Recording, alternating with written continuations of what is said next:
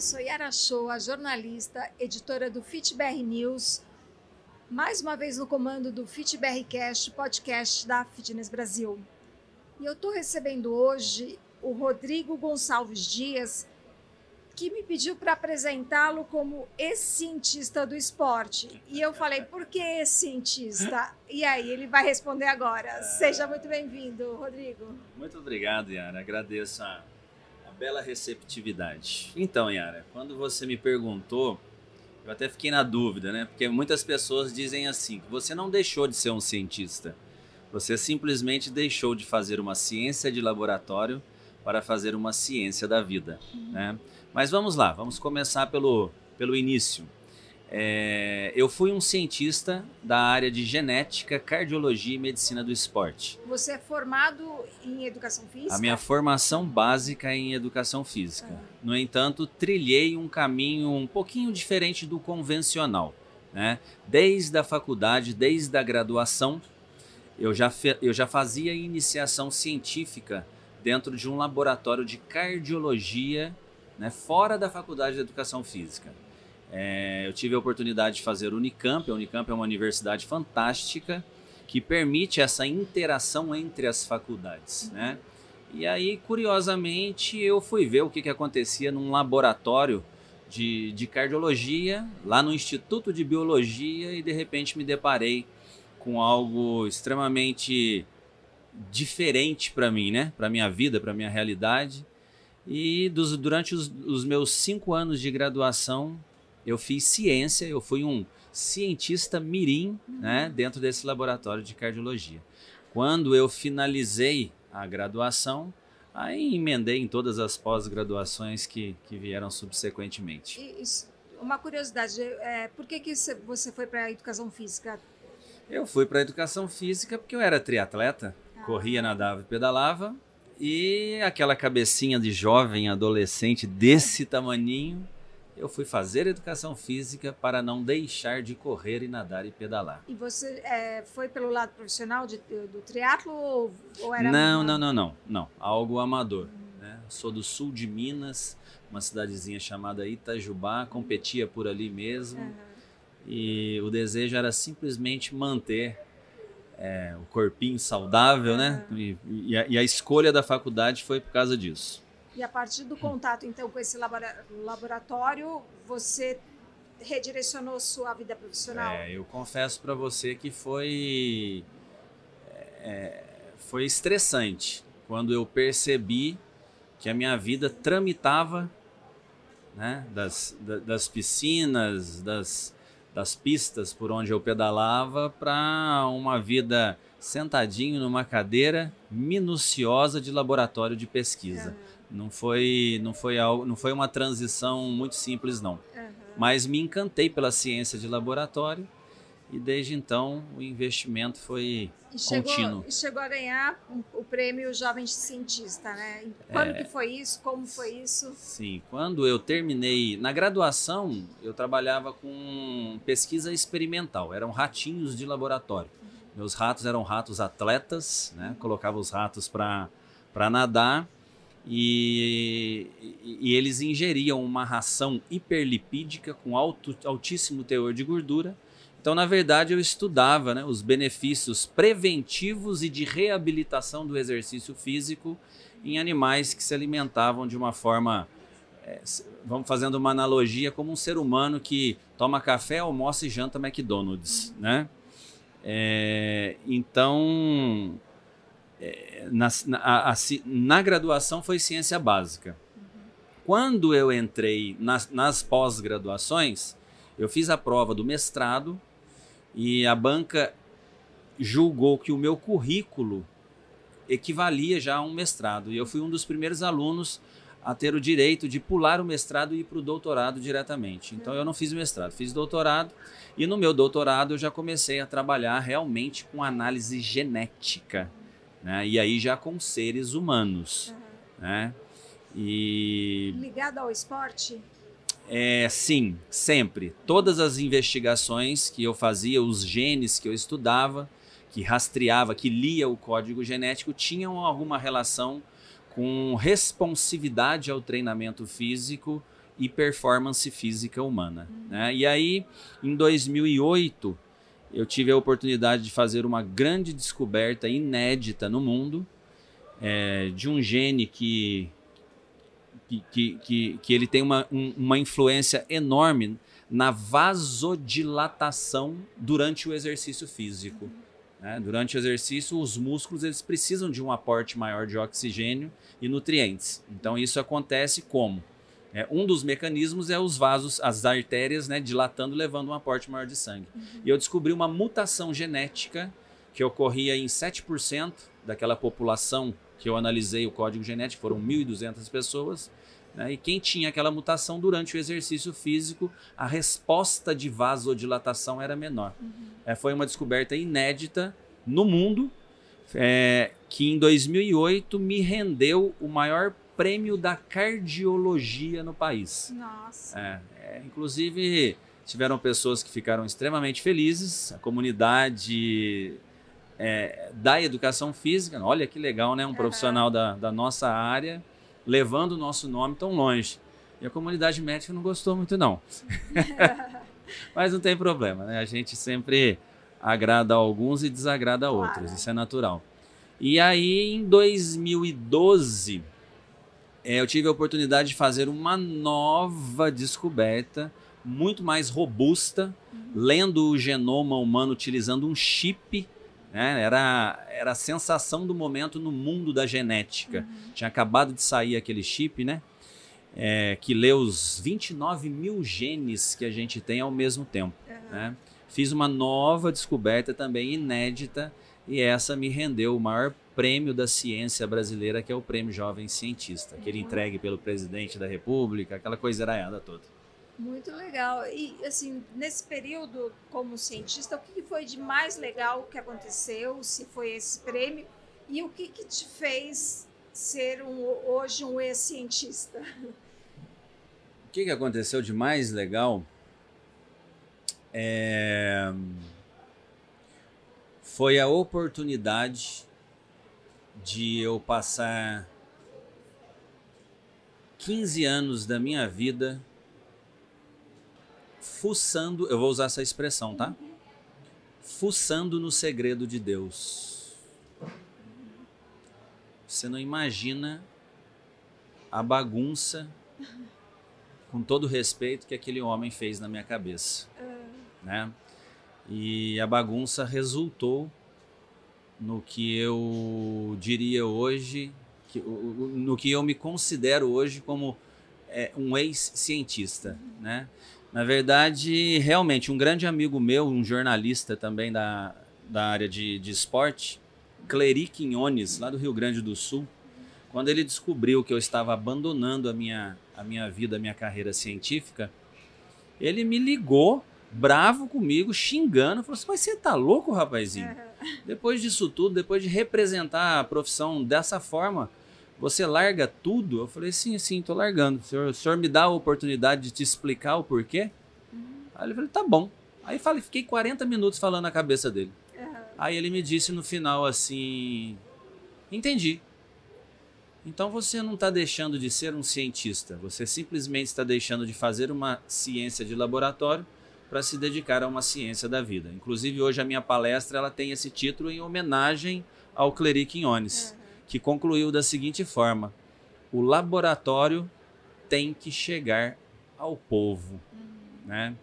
Então, nesses 18 anos de provocando a mente, e durante desses 18, 15 anos lendo o código genético, fuçando no segredo de Deus, isso daí mexeu muito com a minha cabeça. E foi com certeza o que me fez largar tudo para aplicar todo o conhecimento estratégico, né? Não, porque como é que eu vou aplicar a genética no mundo da ressocialização de presos, que é meu principal projeto social, né?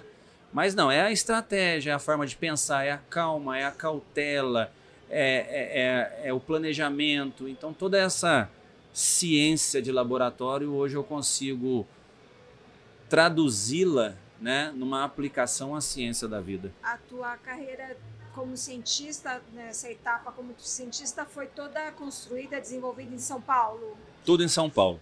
Todas as vezes que eu tive a oportunidade de ir para fora do país, acontecia alguma coisa que me segurava. Inclusive o Prêmio Jovem Cientista, que foi em 2012. Em 2013 eu estava com tudo preparado para ir embora do país. Eu ia fazer o meu terceiro pós-doutorado fora, né? E aí a Fundação Roberto Marinho e o CNPq, Conselho Nacional de Desenvolvimento Científico e Tecnológico, me chamou, que são os mantenedores do Prêmio Jovem Cientista, falou assim, não vai não. Vai não, esse ano que vem a gente vai precisar de você. Você é uma vitrine muito boa pro prêmio, né? Aí eu acabei não indo. Então eu fiz todas as minhas pós-graduações por aqui mesmo. Deixar a carreira científica de lado aconteceu exatamente quando? Então, essa ideia ela começou a tramitar na minha mente por volta de 2014, 2015. Eu comecei a pensar, meu Deus do céu, o que eu quero da minha vida? Na verdade, eu conquistei o que eu não imaginava conquistar, eu nem sonhava, né?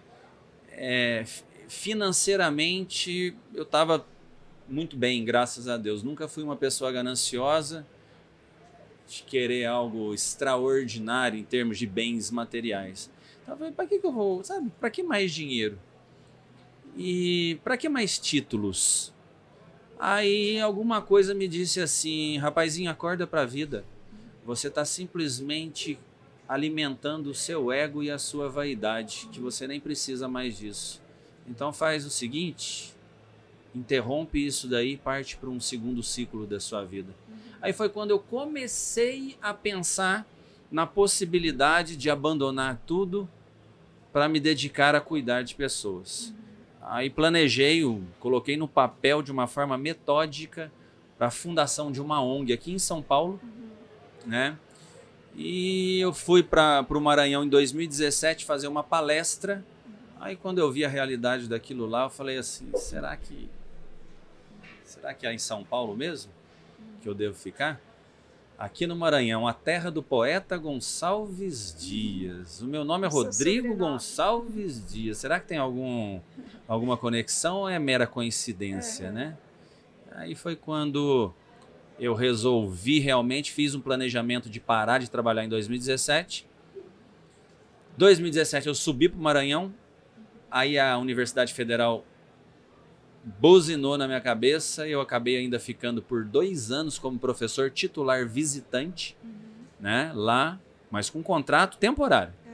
Aí em 2017, no dia 23 de agosto de 2017, daqui 3 dias, eu vou soltar foguetes, né? Eu tive realmente a oportunidade de abandonar em 100% a minha vida acadêmica, científica, profissional para dedicação exclusiva a causas sociais e humanitárias. No primeiro momento, então, você conheceu o Maranhão foi por conta de uma oportunidade de uma palestra lá, né? Sim, e chegando lá, você enxergou a realidade e alguma coisa mexeu com você. Foi um casamento entre realidade e buzina na cabeça, né, dos gestores da Federal de lá que queriam que eu fosse embora para lá. Eu fui meio forçado para o Maranhão. E depois, assim, esse segundo momento seu no Maranhão, que você passou a se dedicar a projetos sociais, né? Como é que funciona? O que você faz exatamente? Quando eu cheguei, eu comecei de uma forma bem humilde, bem discreta. Eu adotei uma família, que no Maranhão é o estado mais pobre do Brasil, com 54% da população vivendo abaixo da pobreza e 20% abaixo da extrema pobreza. Aquilo ali é um caos que funciona aos trancos e barrancos, né? E eu adotei uma família para começar a entender o modelo de família maranhense, que é totalmente desestruturado e com mazelas assim absurdas. E por coincidência ou não, essa família adotada era de um atleta. É o melhor corredor de rua do Maranhão, o Zima, que vivia em condição de extrema pobreza. E né? de que lugar do Maranhão ele é? Ele era de Caxias, ele é de Caxias, né? Do sul, um pouquinho mais para o sul ali do Maranhão. E eu moro na capital. Eu conheci o Zima porque ele foi correr numa corrida de rua na capital, correu em jejum porque não tinha dinheiro para comprar nada, e toda vez que ele corre ele ganha em primeiro lugar. Né? E aí ele recebe o dinheirinho dele e voltava para o interior. Então eu comecei o primeiro foi esse. Depois eu adotei um menino de 17 anos com câncer nos 2 pulmões. Na sequência eu adotei uma menina pobre, mas pobre de arder na alma. E esse adotar é o quê? Dá condições? Isso, suporte. Né? Eu não trago para morar comigo não. Senão eu já tinha mais de 30 morando comigo dentro da minha casa. E a Sabrina eu adotei, pago o cursinho dela para medicina. Ela está quase entrando em medicina. Uma menina inteligentíssima de uma escola do meio da favela que eu fui dar uma palestra, e essa menina depois entrou em contato comigo, ela se destacou de uma forma lá e eu resolvi adotar essa menina. Mas hoje, então eu tenho esses projetos pontuais, né? Um filho aqui, outro ali, na saúde, na doença, no esporte, em quase todos os setores aí. Mas hoje o meu principal projeto é dentro do sistema penitenciário do Maranhão. O Maranhão tem 45 unidades prisionais, são 16 na capital e o restante espalhado no interior do estado. O meu maior projeto se chama Expedição 45 Conhecimento Liberta. Eu rodo as 45 unidades prisionais do estado inteirinho, minha vida é dentro de cadeia, né? E eu me fecho numa sala ou numa quadra com X presos, e ali eu fico 4 horas com eles. Você utiliza o seu conhecimento, a tua formação como educador físico e como cientista nesse trabalho? Nada. É assim, de uma forma carinhosa, é uma conversa mole, sabe? Que devagarinho eu vou penetrando na mente deles. E só para você ter uma ideia, eles ficam 2 horas sentados me ouvindo. Eu seguro os presos 2 horas. Tanto os menores infratores, tanto dentro do sistema penitenciário, quanto dentro dos centros socioeducativos. Né? Eu trabalho nessas 2 vertentes. Né? E aí, depois de 2 horas, eles ficam louquinhos, mais louquinhos para saber detalhes da minha vida. Que eu vou fazendo estrategicamente. Né? Eu conto uma coisa, depois eu conto isso para vocês. E aí, depois que eu termino a minha fala, de 1 hora e 50 minutos, não fica menos de 1 hora eles me bombardeando de pergunta, querendo saber tudo que você pode imaginar. Né? E aí, nessa brincadeira, eu crio um vínculo. Quando eles saem da cadeia, um ou outro me procura, eu investigo a vida desse um ou outro, e se realmente é um cara que tem potencial em voltar para um convívio saudável com a sociedade, o projeto Expedição 45 adota esse ex-presidiário e estampa ele como um processo de ressocialização bem sucedido, e nessa brincadeira eu vou ganhando parceiros. Hoje eu já tenho 12 empresas no Maranhão parceiras do meu projeto. Eu ia te perguntar se existe uma base financeira de apoio para esse projeto. Financeiro, meu bem, eu tiro dinheiro do bolso e eu tenho alguns grandes amigos empresários, um deles está cravado aqui no meu peito, Grupo Inspira, rede de educadores, do meu amigo do coração André Aguiar, que adora as minhas loucuras, e ele fica com o grosso do financeiro. O pesado ele banca, e o resto é comigo, por enquanto, que se Deus quiser ainda vai se tornar algo grande. Ouvindo essa tua história, a gente pode dizer que você encontrou seu propósito? Se por acaso, por algum motivo, um dia eu perder tudo isso, eu morro de tristeza e depressão.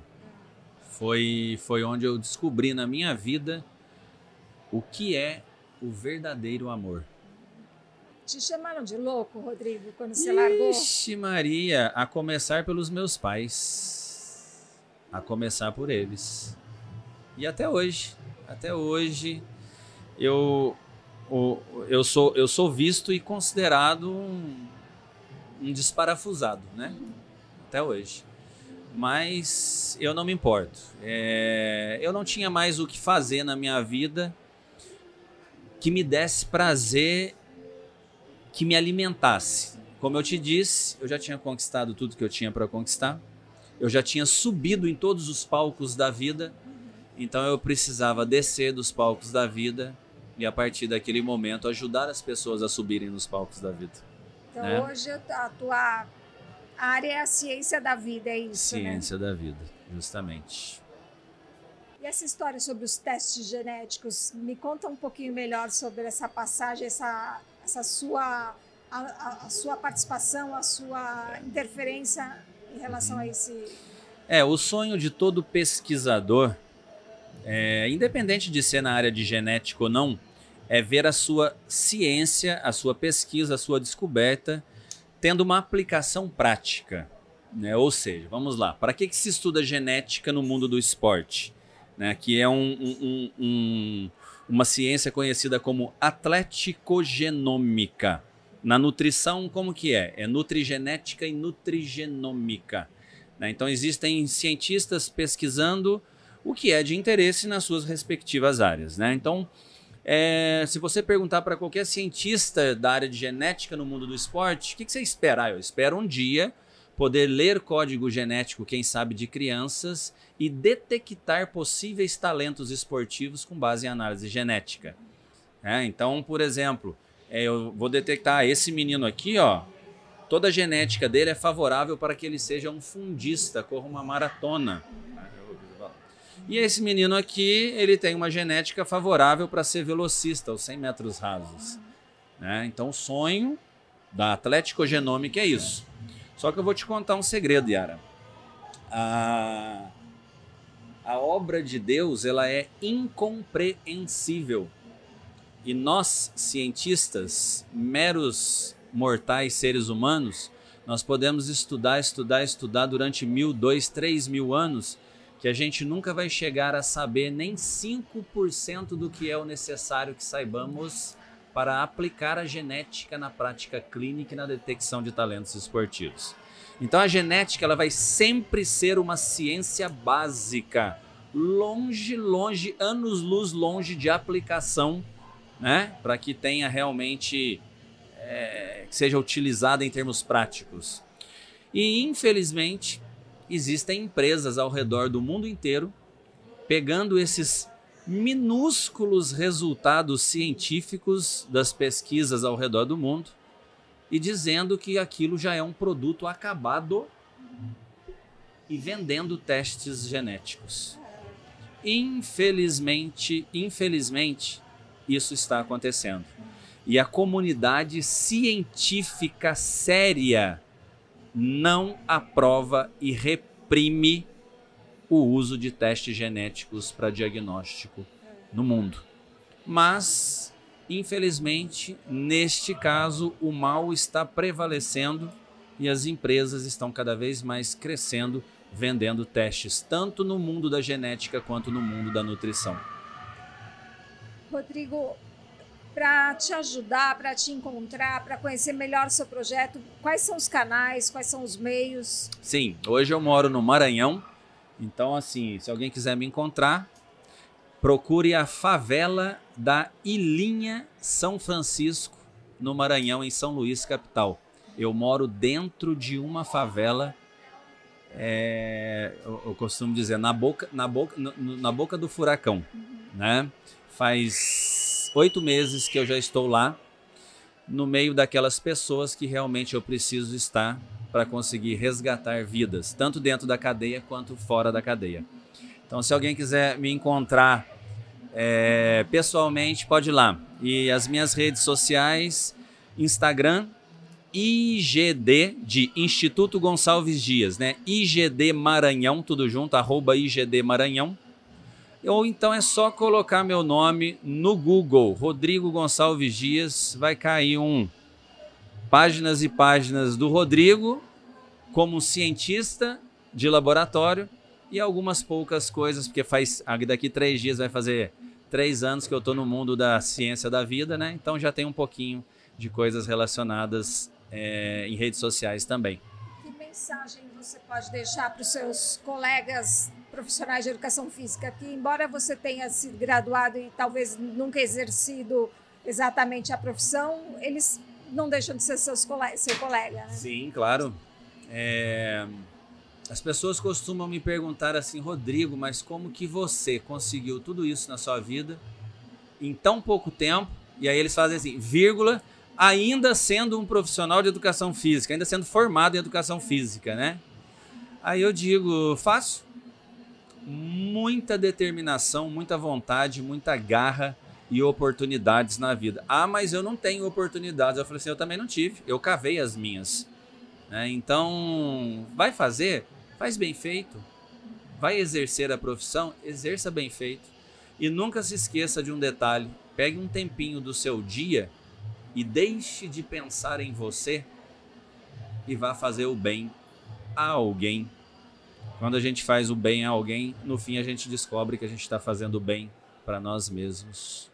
E fazer o bem a alguém cura câncer, depressão, vontade de suicidar, cura tudo.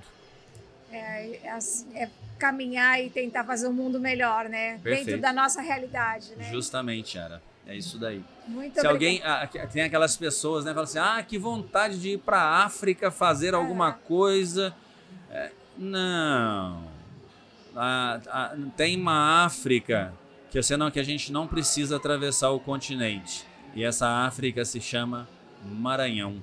Se alguém tiver vontade de ir para a África, vá para a África brasileira. Estarei lá de braços abertos aguardando. Como a gente pode começar perto da nossa bolha, né? E depois sair um pouquinho e desbravar outros Brasis que existem, né? Justamente. Muito obrigada pelo seu tempo, pela sua entrevista, Rodrigo. Foi assim impactante, não acho que não tem outra palavra para definir. Muito obrigada. Eu que agradeço a oportunidade, Yara. Até a próxima. Valeu, obrigada.